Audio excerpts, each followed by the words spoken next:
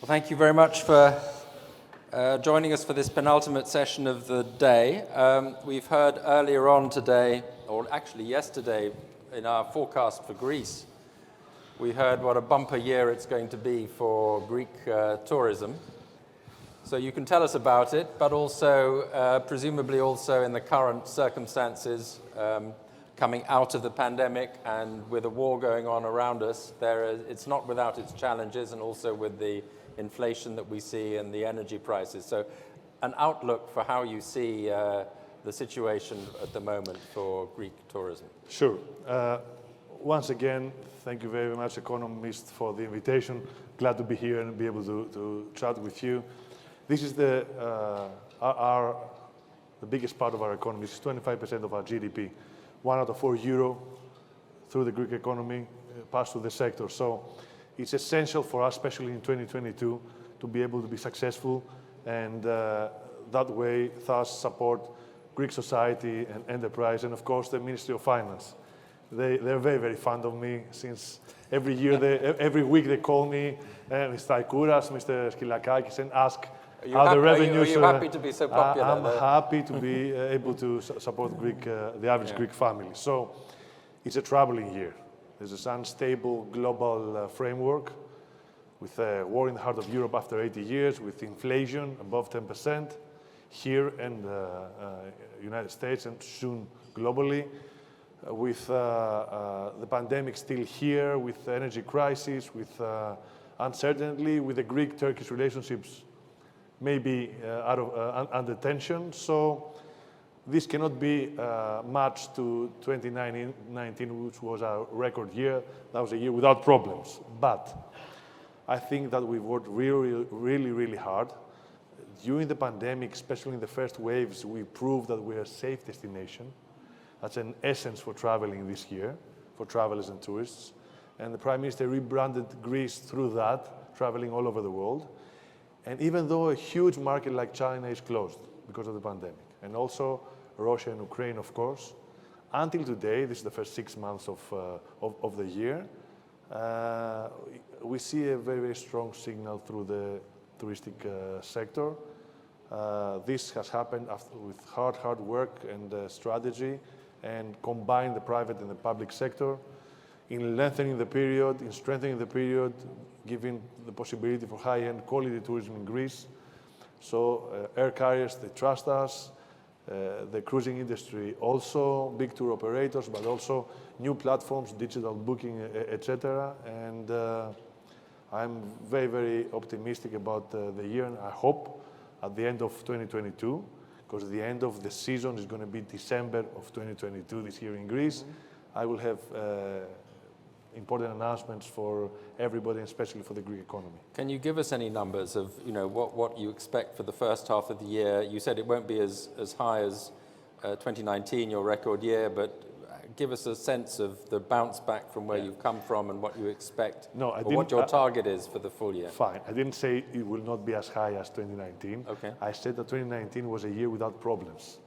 And despite what we face this year, it's a very strong year, but we will know for sure at the end of the year. Until today, I see already in May and June an increase in the income for Eleftherios Venizelos and our regional airports, Fraport airports, in comparison with 2019. That's amazing. Yeah. But the momentum has to be kept on until the end of the year. Also, I would have to say that estimations for growth, stable growth of 3 to 4% for the Greek economy, are based in the income of tourism this year. So if none of the above goes wrong, then yes, since we're expanding the period, and there are huge, for example, American carriers from the 7th of March till late November, early December, they will be carrying direct flights, 9 flights per day, 63 flights per week, 500,000 travelers from the US to Greece, direct from Atlanta, Boston, Chicago, Newark, JFK, DC.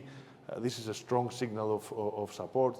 European markets also, Israel also, Australia reopened also for us, and Canada. I feel that every week we're increasing, every week we're getting stronger. The signals are very good.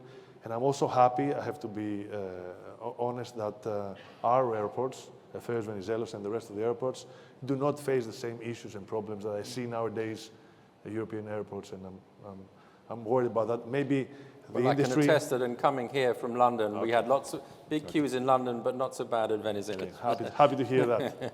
And also happy to have you here.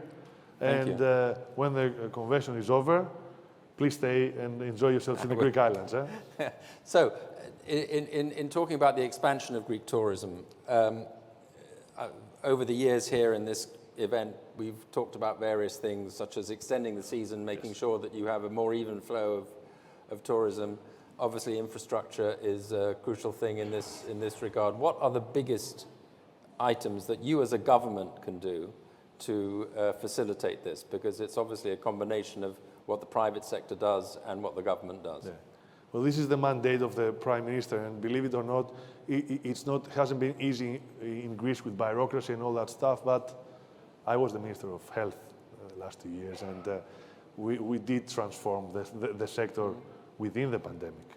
Created new ICU beds, rebranded the KELPNO to the National Organization of Health, and made and organized an exquisite vaccination program, digital vaccination program. So what is the actual key for transforming or reforming the sector?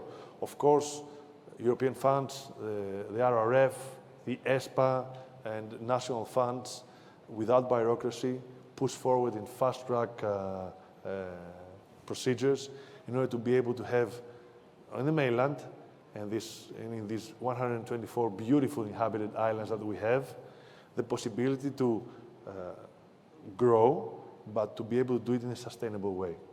So managing water, waste, being able to drive around the islands, berth allocation in cruise, not using plastic, being able to do it in a sustainable way, is just a wish in Greece? No.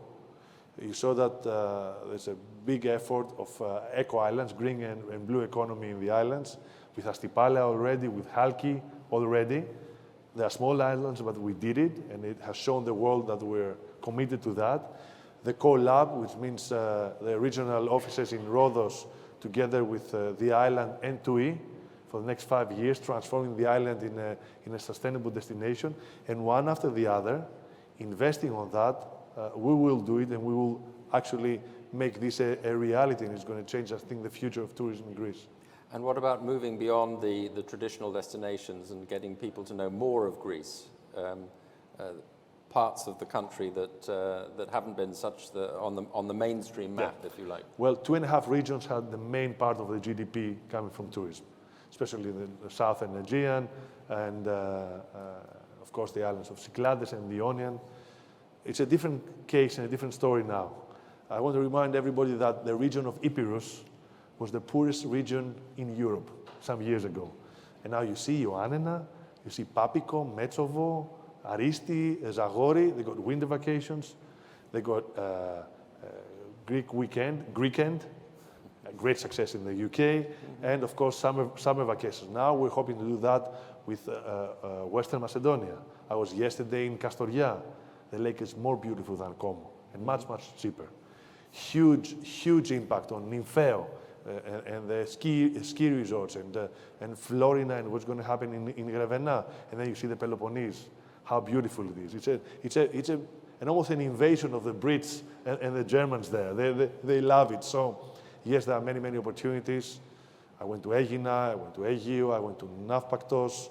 There are so many unbelievable, unique experiences someone can actually live in Greece, and people must understand that it doesn't have to be against other economic activities. Yeah. It can be on top of other economic activities, being able to grow all the regions in the same way with modern, sustainable touristic models. So what is the constraint or the main constraints? Is it financing?